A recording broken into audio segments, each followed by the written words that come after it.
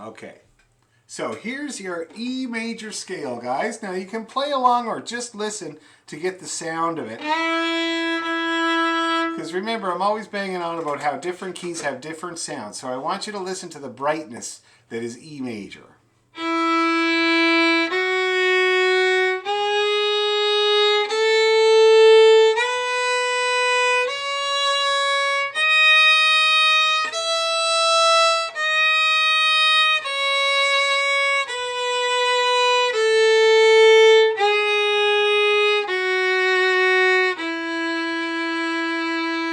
Okay, that's E major. Do you hear how it has this bright sound with all those sharps in it? Okay, so I'm going to do it again. You guys can play along this time. And remember, we got to stretch the third finger on the A string as well as the D string. And then it's just, everything is regular after that. Here we go. Ready? E.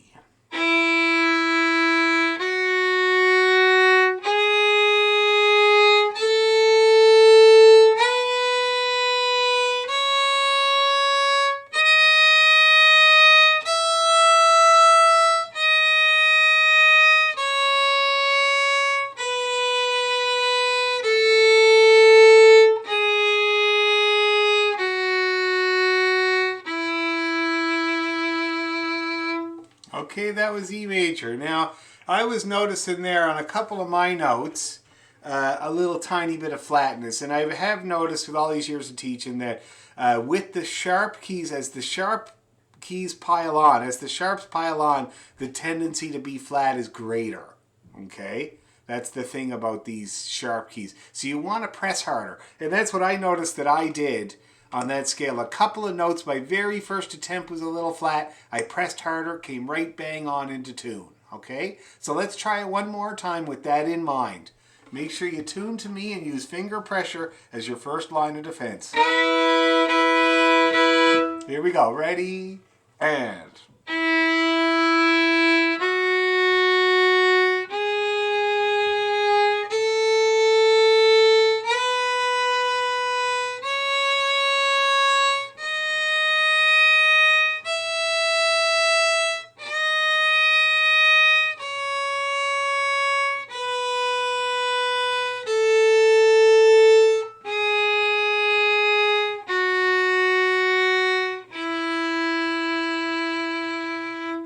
All right, now that went much better for me. How did you guys do with that time? Okay? Yeah, that's good. Now this time, let's not stop at E. Let's go all the way up to the high B, which is an arpeggio note in the key of E major, and then all the way down to low B. Okay? Just to get practice all over the whole fiddle. All right, try it with me. Here's a good E. Okay. A 1, 2, here we go.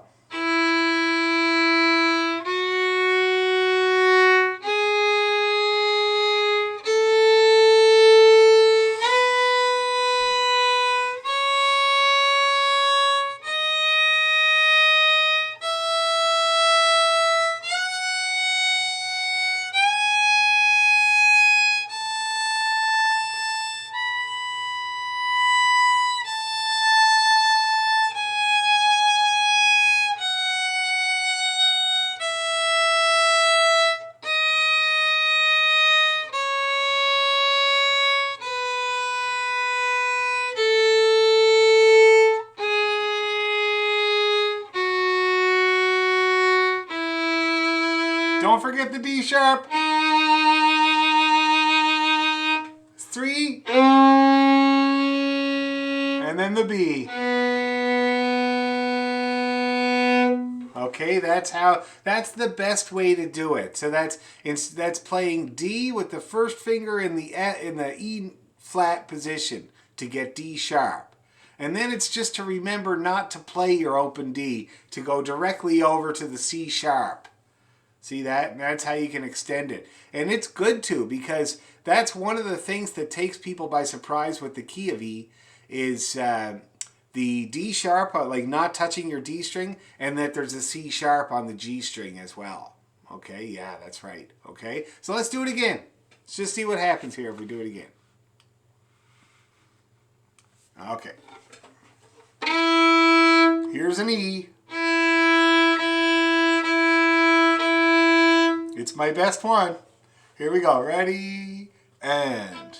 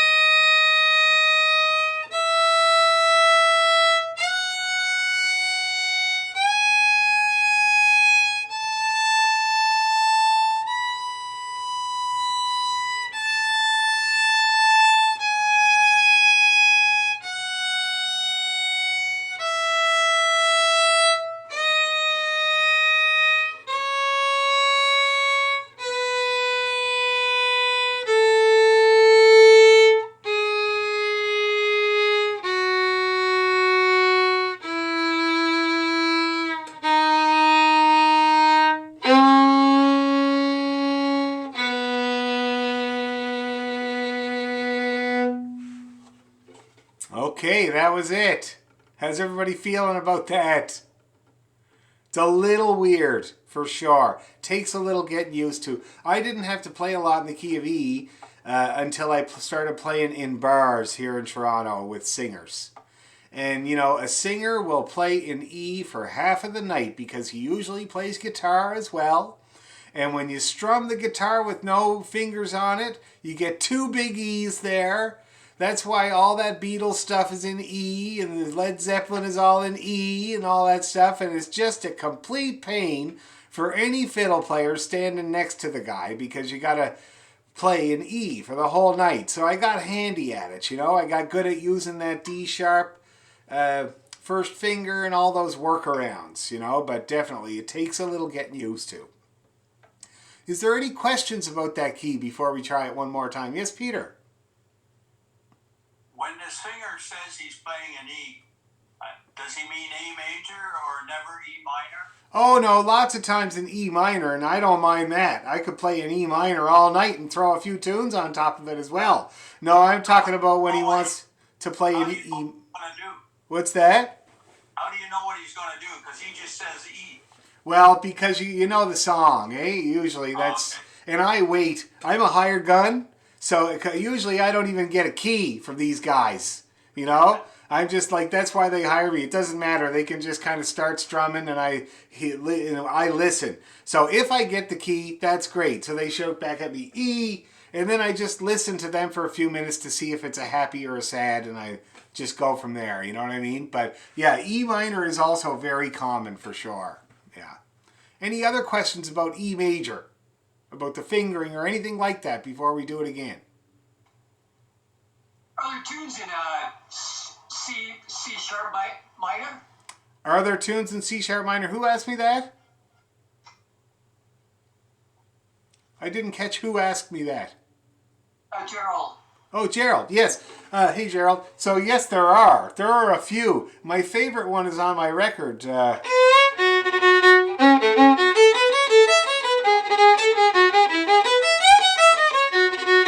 It's really, really cool, but they are rare. Like, when you start getting into those keys, there's fewer and fewer tunes that you can find, you know? Like, that's why they call them the fiddle keys. But there are. Very good question. Anything else? Anybody else got a question about E major? Very good questions. All right, that means we have to do it again then. Oh, yes, Peter. You're using your first finger on the high E. Can you use your fourth finger on the A string as well? On the you mean on the D string? On the E string, you're using your first finger for E sharp. For E sharp? No, there's no E sharp in this key. No, I mean D sharp.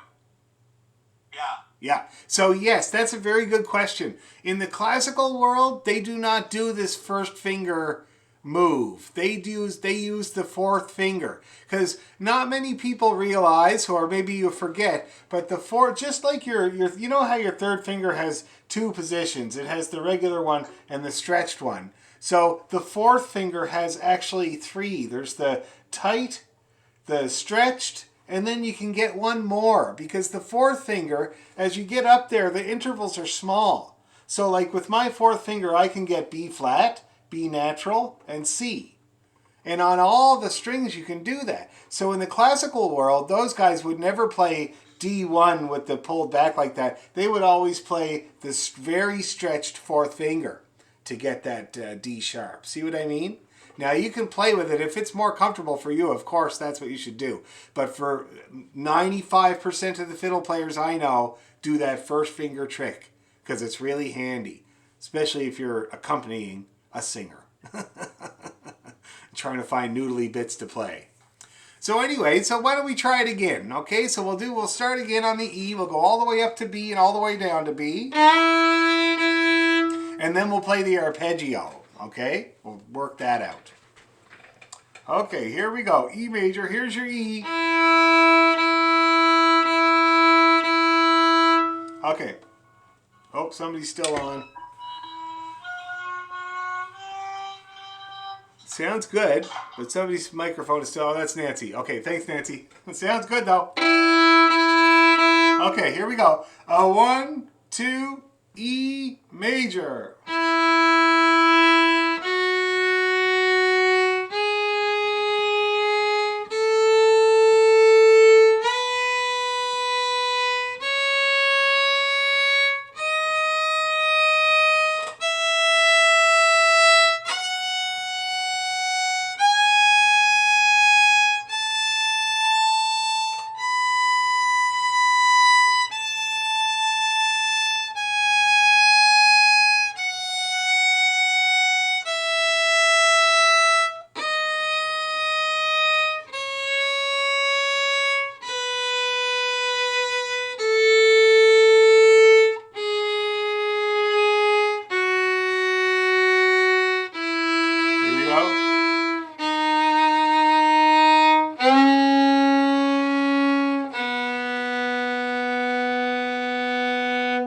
Okay, that looked like it was more confident.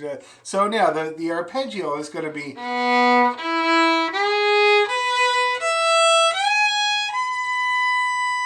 Okay, so that's B on the bottom, and then E on the D string, G sharp, B on the A string, E, and G sharp, and then B. That's how we do it, okay? So we start with E. Okay, we'll go nice and easy. We got E on the D string. Ready, and 3 stretch. A1. E. E2.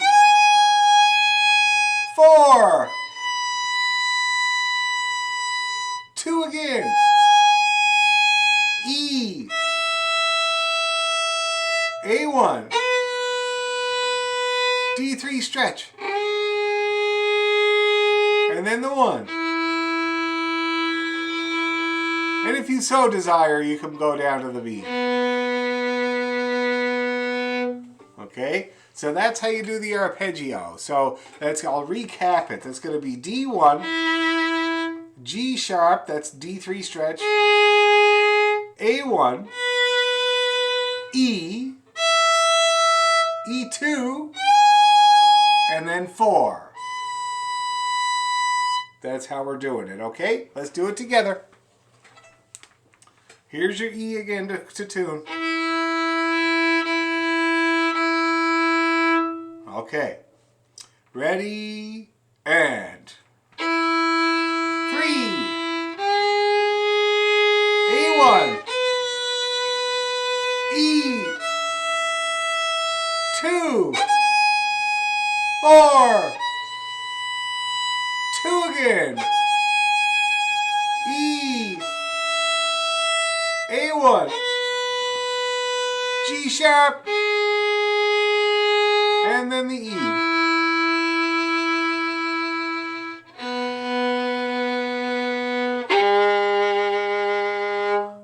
Now, does anybody figure out that last note that I played there? It's a G sharp. All right, the G sharp. So I use that same move that I talked about on the D string to play that G sharp. So I put my first finger just on you know, A flat position there, and I get the G sharp, okay? And you can also do that, but I'll tell you, I play a bunch of E tunes, and there's not many that go down that far, so I wouldn't worry too much about that, okay? One more time with the arpeggio there, guys, and then we'll take a look at this tune. Sorry, I just got to reposition my... This is my therapy roll of paper towel that I put in my lumbar so that I can sit here and teach until my nice chair comes in 5 weeks from now.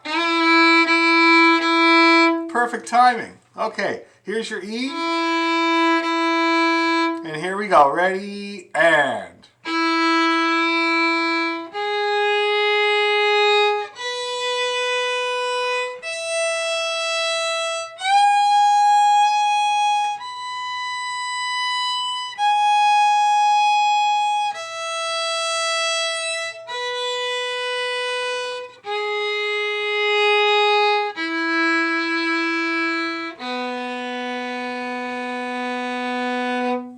Okay, that looked pretty good.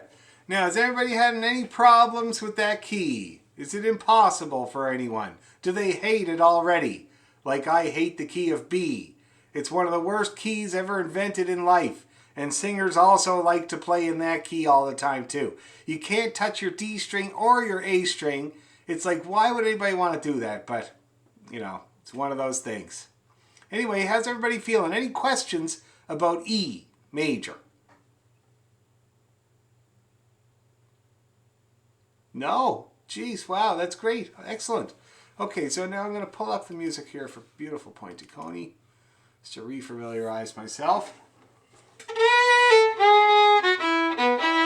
So I think what I'll do first is I'll play it twice, okay? You guys can either play along or just listen. I know that it's a new one for a lot of people, so listening is really good, at least the first time around. And then we'll start pulling it apart. It's not that hard, but it's hard. Okay, so I'll just play it here a couple of times.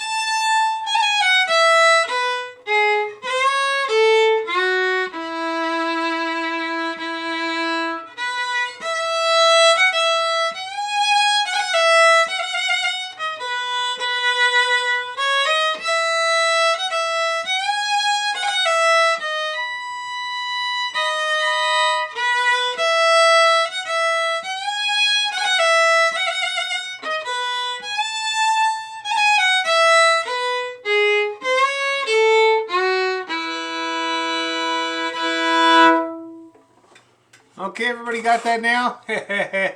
Okay, so let's take a look at it. It's very, very simple. I'm sure you can hear the repetition. I think the hardest thing about it is the key, for sure. And I saw on the session.org some people put it in easier keys, but I did not enjoy them near as much as this E major. So just to let you know. Anyway, so we start off with, we got these pickup notes, and then we got this little scale.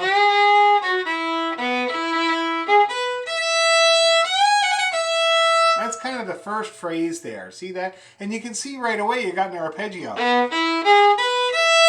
We're in there. You hear that? We've already practiced it, so it should be brilliant. Okay? So let's see if we can just do that. I'll play that phrase once more.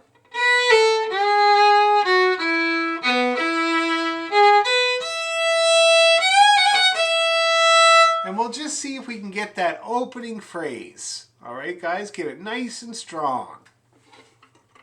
So let's all give that a try. This is the first 2 bars of the tune, including the pickup notes, which is a B and an A. Okay? Ready, and...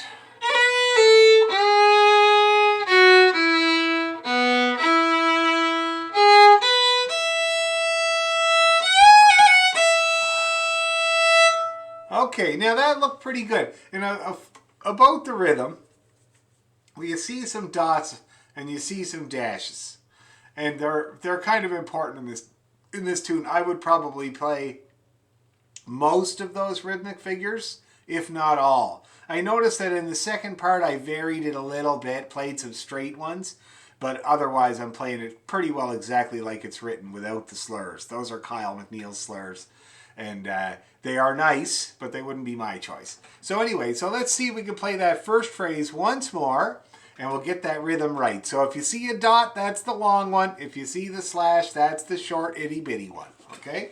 Let's do it again. Ready, 2.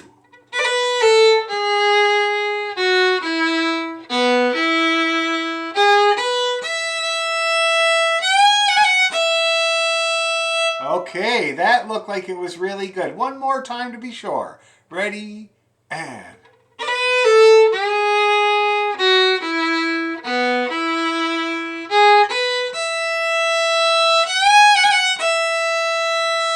Oh, that's good because the bows look good too. Okay, now the next phrase, and you can see that first phrase comes again. We got to do it again later.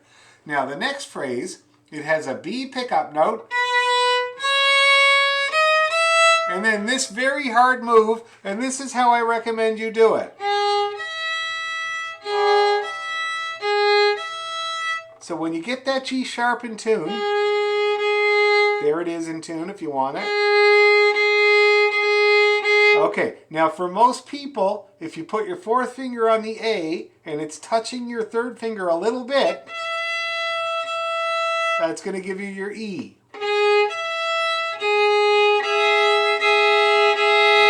That's what they sound like together if you're trying to tune them. That's how I do that lick. Now, you can play it with your open E if you want, for sure, of course. But that's a bit of a... because you're going right from the D over to the E and then back, right? So I find that to be a little harder. I don't know. I'd rather do this move with the 4th finger. Okay, so that's how I do that. 3, 4, 3, and then the 2s. Okay, so let's get that middle phrase there, guys. Let's do it a couple of times. So a B pickup note, here's your B. Here we go. And 2.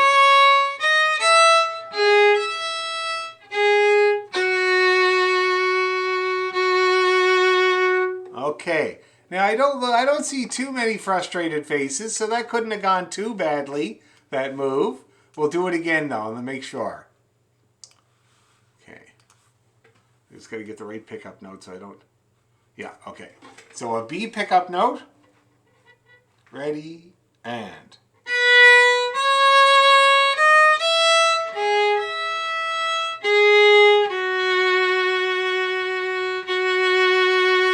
One more time. from the B.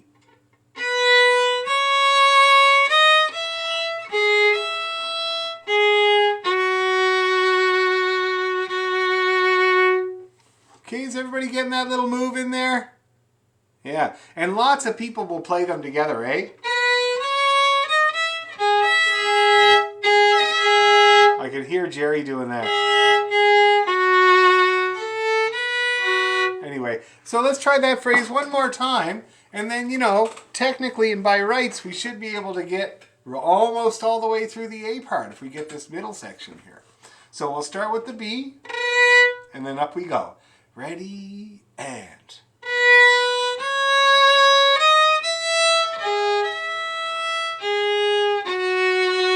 Oh, that looks good. Okay, good, good, good. The bows were confident there. Anybody having trouble with that little bit? Can't do it. It's a bugger. No? Good. So let's start at the top and see if we can get all the way through. Let me see. The only difference with the ending, it's exactly the same as the second phrase. But instead of doing that crazy move, you just go to that D flat or E flat. Maybe we should give that a quick go before we try the whole A part, okay? So this is the last 2 bars of the A part there, guys. Starting with that B pickup note. There it is, okay? Ready, and...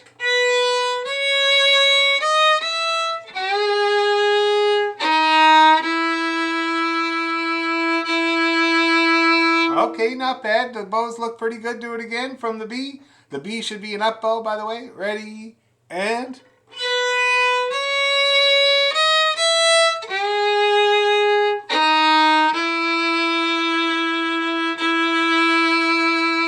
Okay, that looked even more confident. And remember, in a key like this that's a little bit tricky, vibrato is your friend. Okay? Vibrato, you put a little wiggle on it, and if you're a little flat, then you can move your way up a bit while you're doing the vibrato. Get yourself in tune. If you're a little bit sharp, you can use the vibrato to put a wiggle on it and then land in tune. See what I mean? Vibrato is very handy for that. So, let's start at the top of it and soldier on right through to the end with no stopping or screwing up. Okay? Here we go. Here's your B, if you're wondering. Ready, and...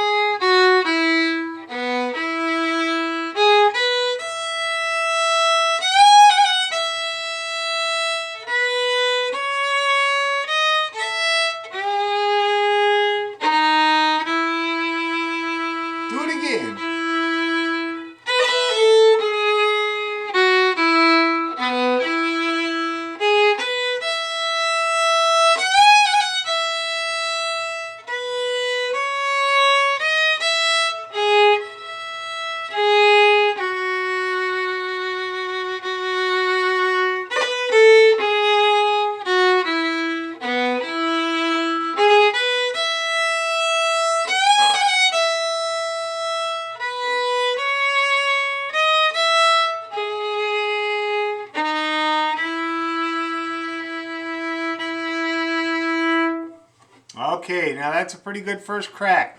Anybody having any bits or pieces that are bothering them with that? Anyone at all? I am here to help. No? Well, that's excellent. Very good. I have a question on bowing on the last bar and the flat note coming into it. Where would you slur? Would you slur from your flat coming up to your natural? Let me see what I do.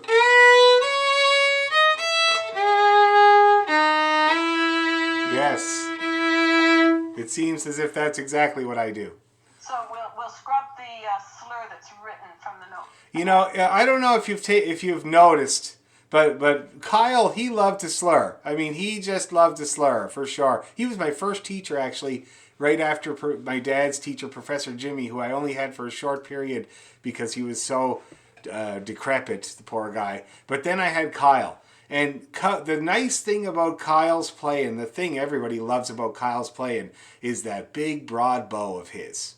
He gets a broad sound out of the fiddle. That's what everybody loves about him. It's a big round sound that comes out of that fiddle, and he makes good use of his bow. And when I saw that it was his transcription here, I was not surprised by all those great big slurs. That's just the way that he would approach it. See what I mean? It is nice, and I would recommend giving it a try because it is a very distinctive way to play it for sure. But I would probably mix it up a little bit. Yeah. So just disregard those slurs for now, unless you feel like playing them, of course, then play them. And if you don't like my slurs, don't play them. I can't remember how Jerry used to play this tune. He was a big player of this tune as well.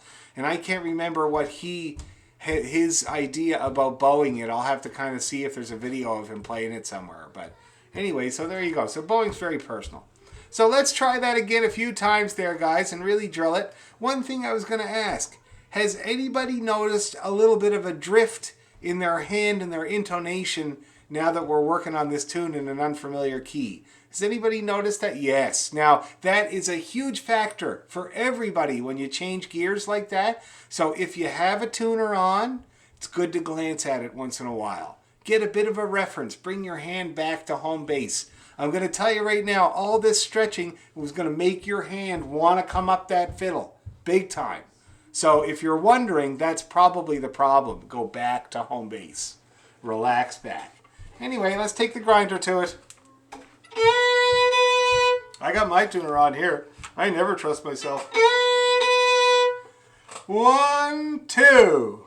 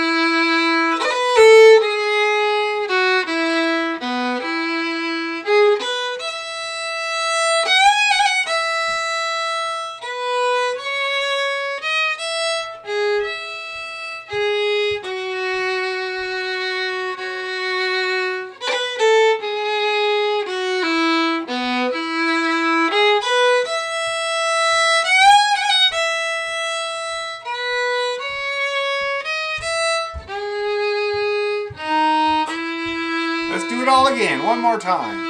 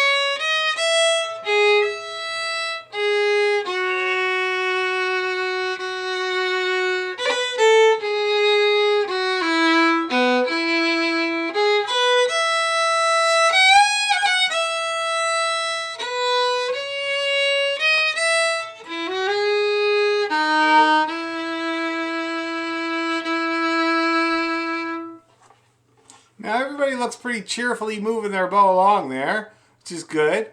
Anybody having any difficulty, any problems you want me to help you with?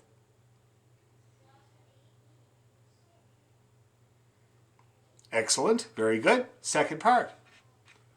Now, also, very simple. A few phrases, that's all. We got this one, another B pickup note. And then we got this here. That's kind of the main phrase of the second part, because we do it 3 times there with different endings. See that? And each time is a different ending. So that's the kind of the trickiest thing, I'd say. So that first phrase, we got the B, E, F, E, G, down we go, arpeggiate. Okay, let's do that phrase once more there, guys. A1, the B on the up bow, ready, slow.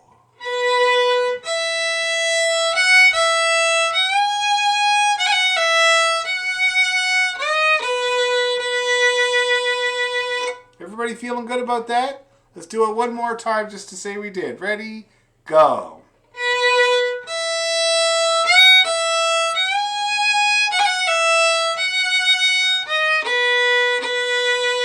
Okay, then we got this pickup again.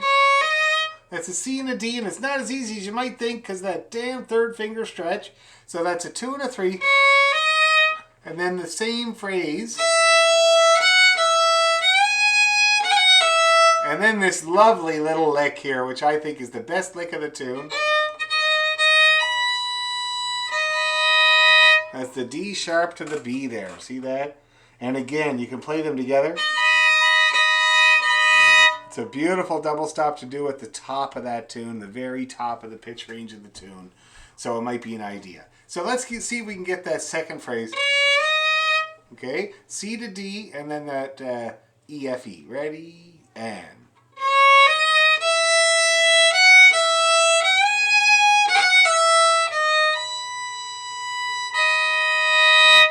Okay, you liking your high B, I hope?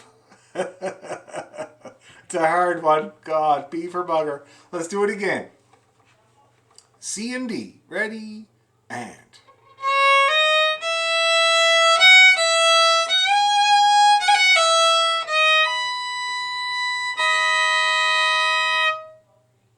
That looked better. Less disgust on the faces that time. That's good. That's good. Last time, and then we'll get the ending, and then we'll do the whole thing. So last time with that hard part there. Ready, and.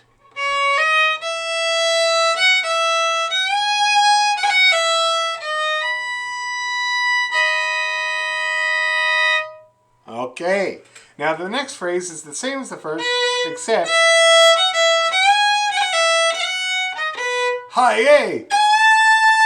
The only third finger note in this tune that is where it normally goes. Thank God Almighty, eh? Hold on to that one. It's your only familiar one. Okay? So let's try that second phrase there, guys.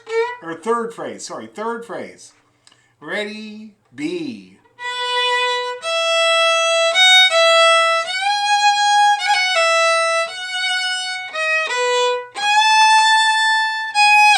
And then the ending.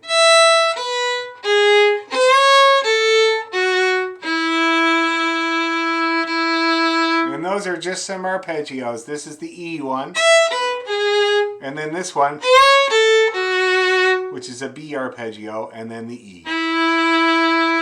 So let's just try those arpeggios at the end, okay? The last 2 bars. E, B, G sharp, C sharp, A, F sharp, E, E. Ready? E string.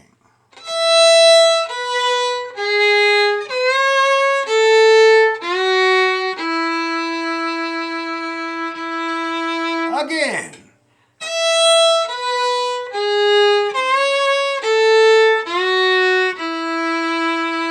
One more time.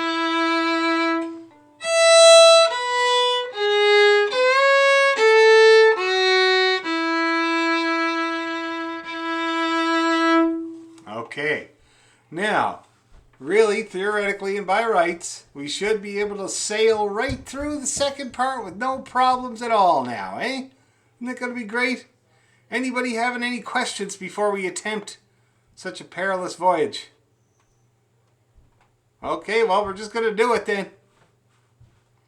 From the top of the B part, guys, we'll do it a good couple of times. Here's a B if you need one. Okay, ready, go.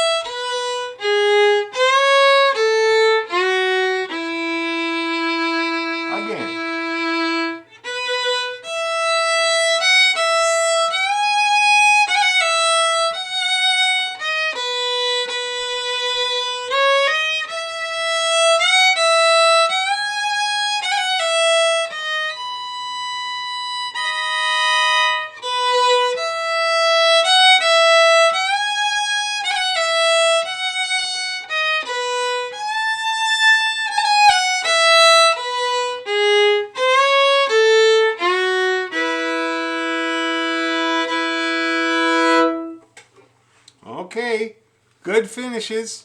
Only a couple of hesitant bows. How did we do? Anybody having any problems?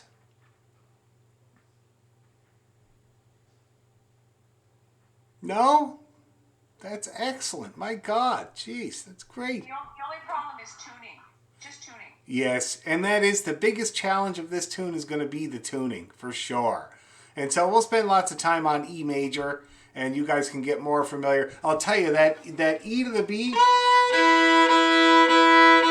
make that your home base for this whole tune. See that? You're 1 on the D and the A. That's when I'm playing this tune, it's there the whole time. So even when I'm playing that E, I'm playing both strings. Because I know I'm going to have to use it. I know it's going to be there and I can rely on it. See that? So that'll help a lot too. But otherwise, it's just to practice the key that'll get you more familiar with it. But you're right, Deb. It's definitely the hardest part. Anybody else having anything that I can help with? How are the guitar players? You got some good chords in there, eh? Like, this is from Cranford Publication. So whenever you see chords in those books, you can always rely on them, because I know the guys that put these chords in there, and they were painstaking about it. Okay? Yeah, that C sharp minor sounds really nice, Dan. And in that measure you like, the guitar chord is nice. Oh, perfect. See, that's lovely. That's going to be beautiful, for sure. Okay, great. Well, that's a go. So let's do the whole thing then. Nothing in the way. We'll get our helmets on and trudge through. Okay, with feeling. Let me adjust my lumbar support paper towel. Okay.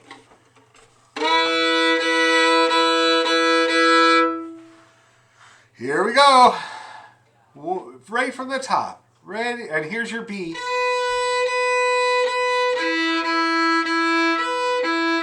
Okay. Ready, go.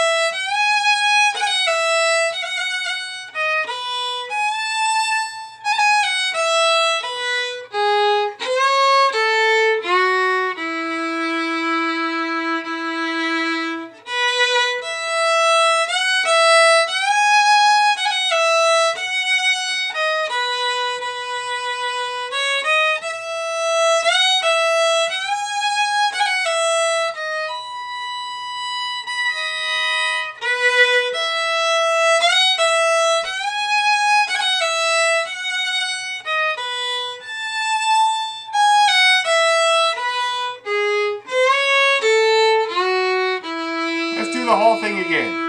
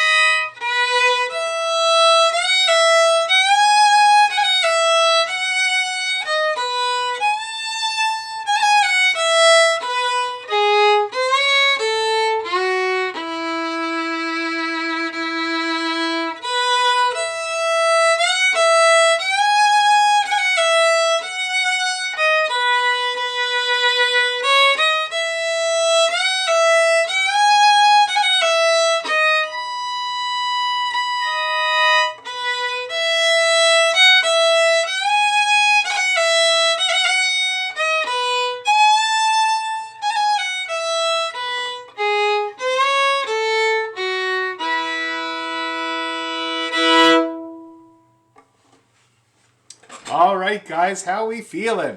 Let me hear some thoughts and feelings about beautiful Point of Coney and the key of E before we take the grinder to it and to give you a little rest. Any thoughts or feelings about this tune? It's a beautiful tune. Yes, very nice, Dan. Oh, I'm Where glad is you like Point it. of Coney? Point of Coney is in Cape Breton, obviously. And it's like if you imagine where I lived there in Cape Breton there, like Cape Breton looks like this, right? And the Bredor Lakes come in the middle of the island like that. And I lived here in Ironville, and North Sydney and everything like that is up here, right? And so Point of Coney is kind of over here. It's like as you make your way around the Bredor Lakes, it's right there. And I used to spend a lot of time there because my buddy Chad lived there.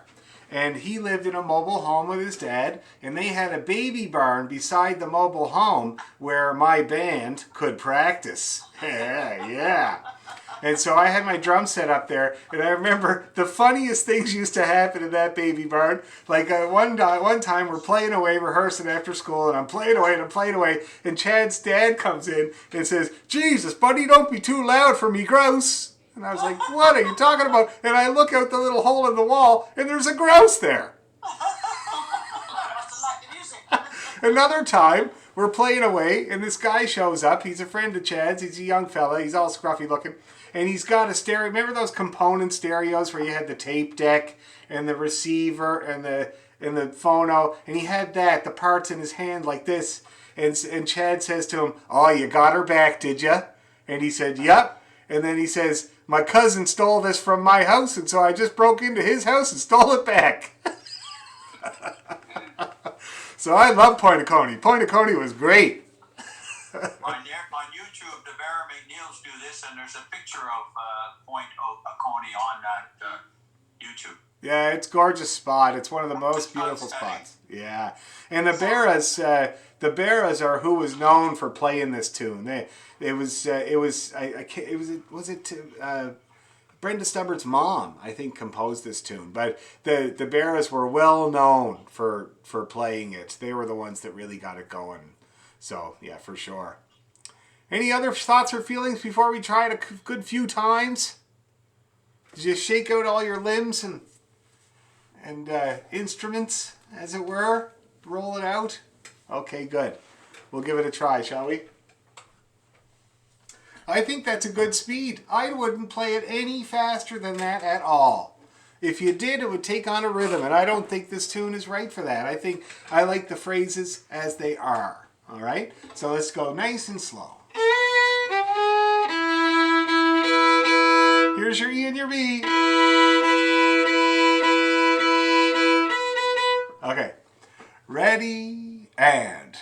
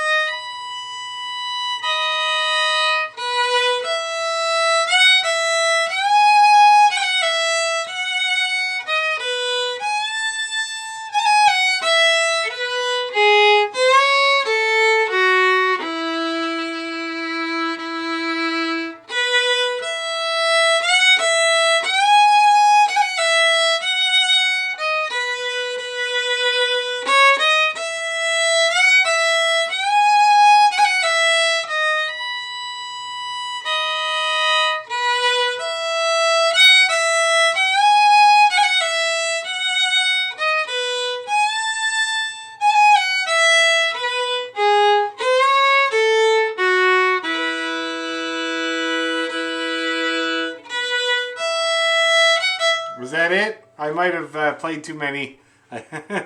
With the slow ones, it gets a little mesmerizing, you know. Anyway, so how did that go, everybody? That was a good twice through grinding it there. Everybody feeling better? That's great. Very, very good. Excellent. Okay, so that's beautiful Point of Coney. And we will put that in our repertoire for sure. Now, let's see. So I wrote down last time that we had our slip jigs at 78 and our polkas at 87. Very good, very good. Our reels at 72. That was the old Irish reels, the copper plates. And the broken pledge at 62. Okay? So all very good progress. So let's pick one of these sets and we'll work up that tempo a little bit here tonight. See if we can make an improvement on what we did last time. So I'm thinking it might be good to play the polkas just to get limber again after all that E major. Okay? So why don't we play the polka set and we'll try to play them up at, what was it, the 87 there that we did last week. That's where we left off last week. Now let's see here. I'm just going to bring it up on my metronome.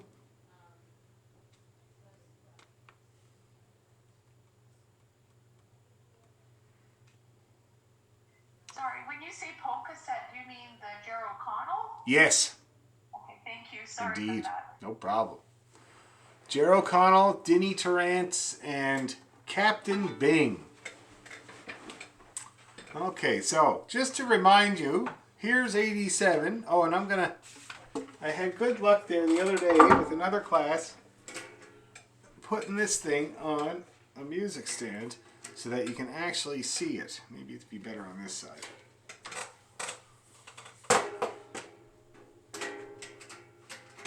Okay, yeah. Put her up there.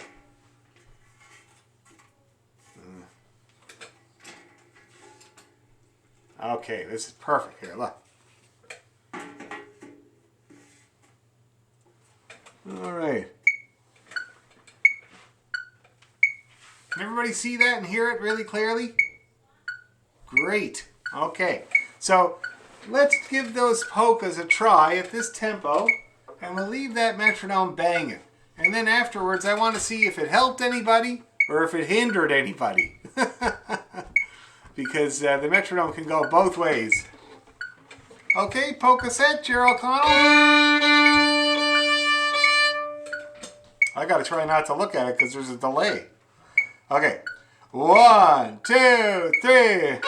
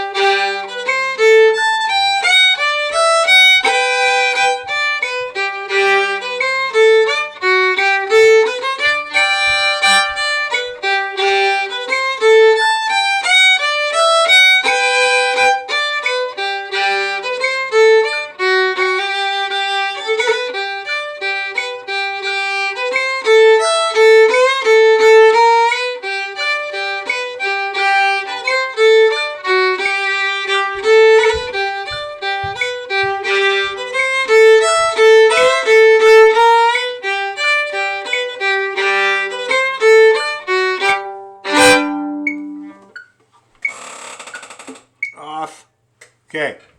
All right, how did everybody get along at 87?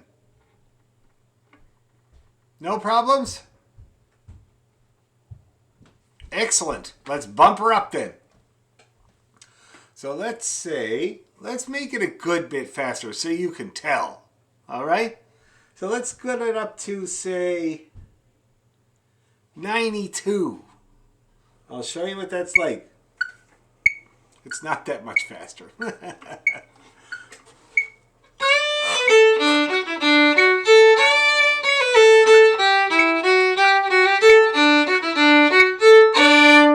about half. It's not that much faster. I feel you should go faster than that.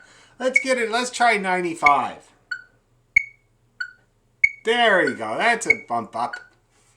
That's the thing, you know. You want to make sure you're actually doing it faster than you tried before. Okay. So, here we go. 95. 1, 2, 3.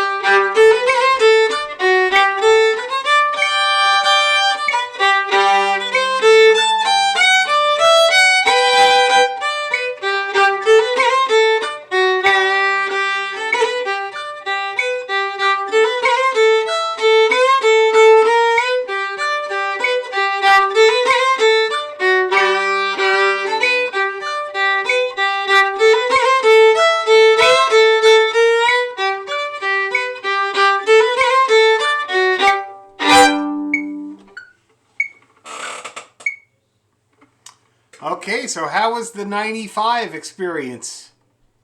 Was it okay? Not too bad?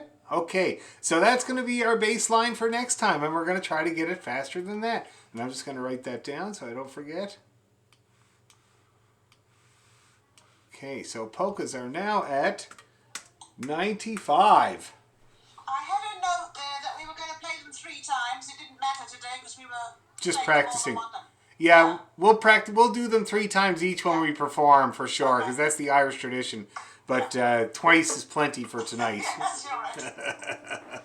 Okay. Anybody else having any problems or things or questions or? Just a question, Dan. So you said that the Irish ones will play 3 times. The Cape Breton stuff will do 2 times? Yep. Okay. That just kind of follows the tradition. Now, of course, if we do Irish stuff and people are bored after 2 times, I don't mind doing them twice. That's totally fine with me. Look at Peter. They play them 3 times because they go so fast. They need to make it long enough. Yes, that's a good point, especially with these polkas. They're done before you know it. So I think 3 times would be really good once we get it up to tempo. That's the thing. The slower you play tunes, the harder it is to play it more than twice, because it takes a long time to get through the whole set. That's why I was looking at the video from last week, because I had some problems with my new computer. I noticed that 3 of the videos that I uploaded to YouTube had really bad distorted audio, and I went through and I saw that it was my settings. But I also noticed that when I was watching last week's video, one of the clips that I accidentally went to was me saying, "Oh my God, we better get it faster so we don't spend 9 minutes playing that set of tunes." So it is good to do it twice for now. Anyway, so we'll leave the polkas for now. 95 is great. That's excellent there, guys. Really good. Now, I'm going to just give you an idea. I'm going to put her up here to 100. Just to show you what that sounds like. So. That's even slow. That's still slow. I'm going to put her up to 105. Or 104. There we go.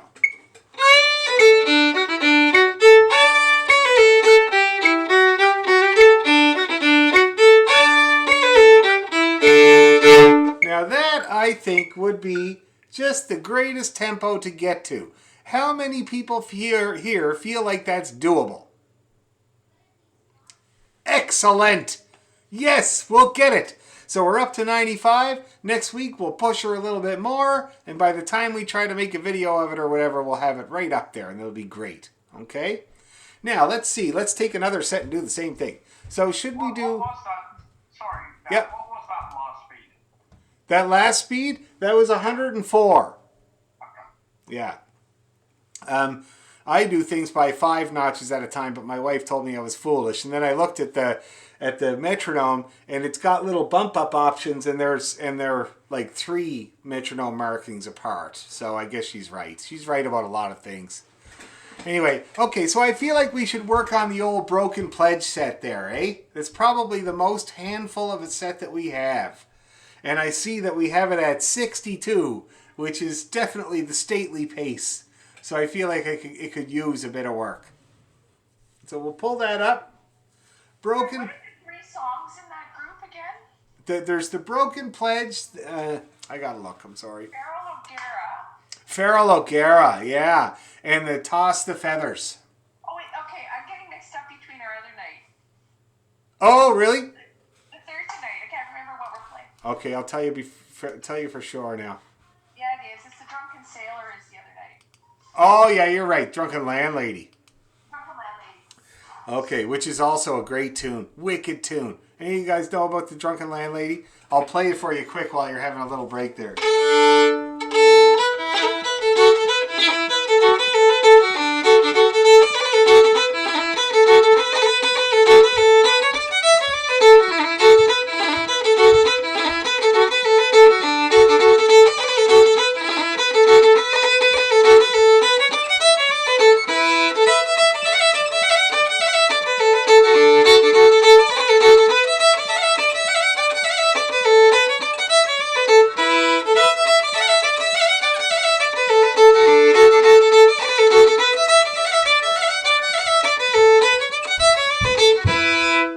the Drunken Landlady. Is that a wicked tune or what? We'll have to get to that at some point or other. But for now, let's deal with the people that are breaking their pledge.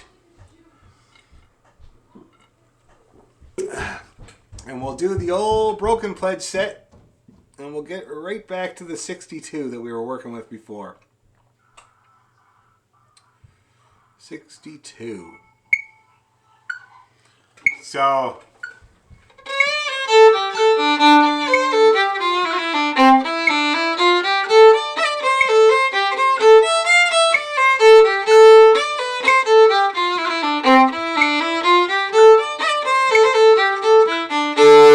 Okay, that seems quick, but we must have got there because I wrote it down. So let's give it a try and see what happens.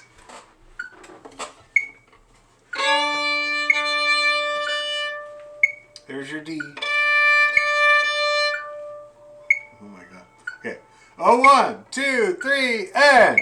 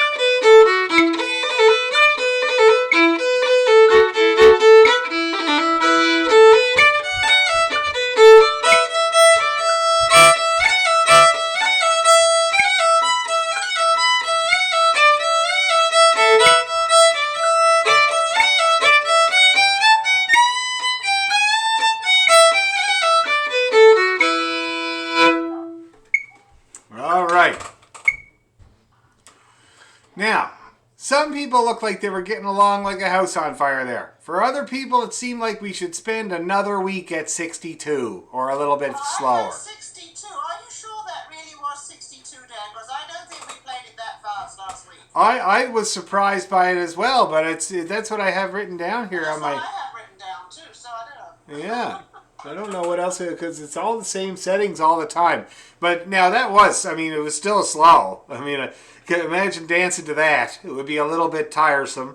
But definitely I feel like it was going along a bit quick there for some people. Who was able to keep up with it, though? Who didn't really have a huge problem? Few people, eh?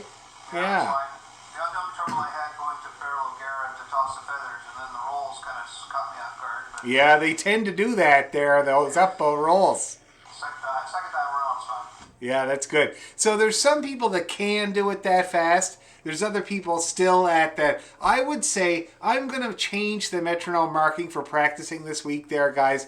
I'm going to put her back to 58. Okay?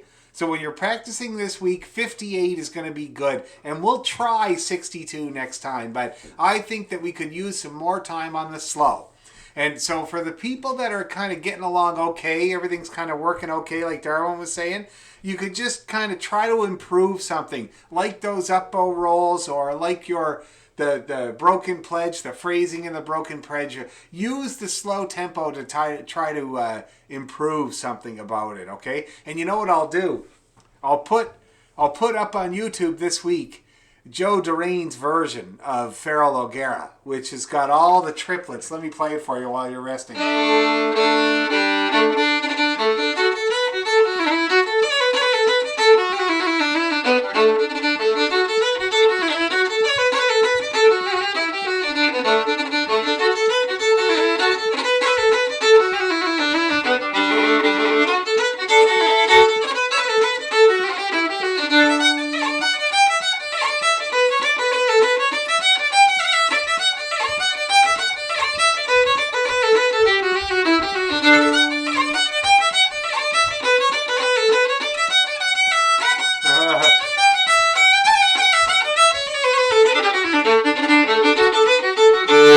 See that? Now the nice thing about that version is that it fits on top of the regular version so nicely. Just perfect. It doesn't interfere at all. So I will put that version up on YouTube. And for those that are brave and feel like they need a challenge on that tune, you can give that a try. You can try to get all them triplets in. And we can talk about it next week, okay? But otherwise, let's take her back. Let's take her back to 58 or whatever's going to be comfortable for you. But definitely next time, we'll try the 62 again, okay? We'll spend a whole week at the slow, and then we'll try the 62 again and see what goes wrong. Does that sound like a plan there, everybody? Okay, good. So now, let's not torture ourselves anymore. Let's go back to beautiful Point of Coney and recap for the end of the evening with this beautiful air, okay? And in the meantime, I'm going to play an E major scale for anybody that wants to reset your hand to E major. Here it is. Ready? E.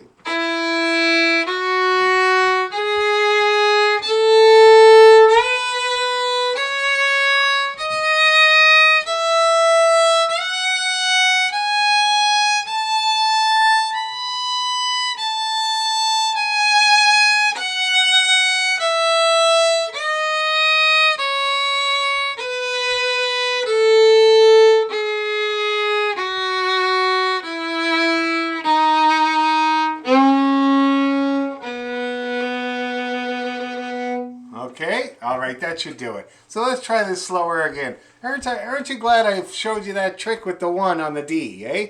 Because you really have to use it in this tune. Okay, here we go. Here's your B. Ready, and...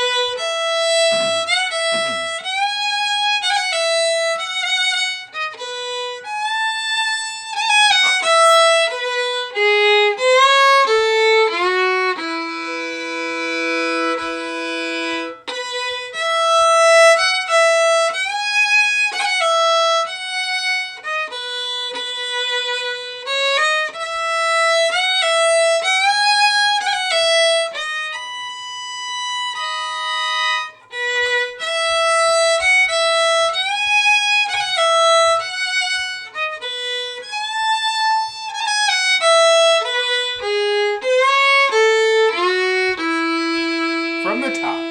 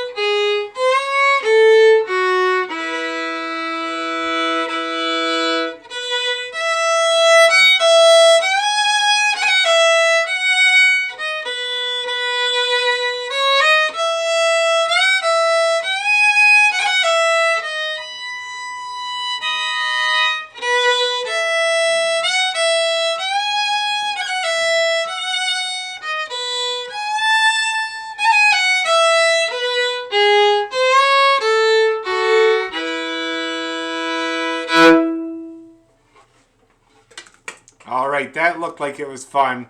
A little bit less stressful than 62 broken pledge. 62 broken pledges. All right. Okay, guys, well, that was a hell of a workout there tonight, and I'm really glad we got that slow air. That's going to be just beautiful to pull off there. Is there any questions, comments, concerns, or complaints before we sign off for the evening? Anything at all? Yes, Debbie? Oh, can't hear you.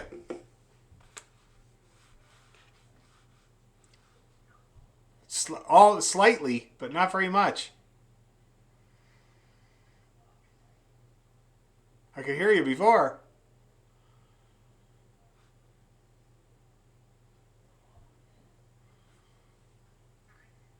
Chat it. Yep, that's fine. Anybody else have any questions, comments, concerns, or complaints? No? Jeez, that's great. My God. Okay. Well, so next week we'll work on this tune again. We'll work on getting those reels faster, for sure. And let's see. Also, we might, I don't know. I keep piling on new tunes there, guys. Oh, add the E major scale. Good point, Deborah. Yes, I will. I will put the E major scale on YouTube as well, so you can have a audio to practice with, and I'll keep the tuner on so you can be sure I'm honest. Okay? Very good point. Thanks for pointing that out. That's great. Anyway, yeah, I feel like I'm piling on music. Big time. We learned already way more music than we did in the first going off. And I don't mind doing it, but I am mindful of people that feel like they are not great at a whole lot of tunes and would rather get great at the tunes that they have. So please let me know if I'm piling on too much music. Anybody have thoughts or feelings about that? Dan, I'm just speaking for myself, but I think if we ever do a concert or if we make a couple of recordings, you know, our audience is going to love the fact that we've got all new music, because they were getting pretty tired of the same old stuff. Okay, well, that's good. I mean, I love teaching it, that's for sure. But I just want to make sure that it's not too much of a tax on anybody learning all this music. I mean, I know there's not much going on these days, so might as well learn tunes, right? Okay, well, in that case, I'll think about some more, maybe some more jigs. I realize we don't have a huge number of jigs. We got the Sailor's Wife set. We got the Slip Jig set. I have a tune. It's called Mom's Jig by Jerry Holland. Check this out. I'll play it before we go.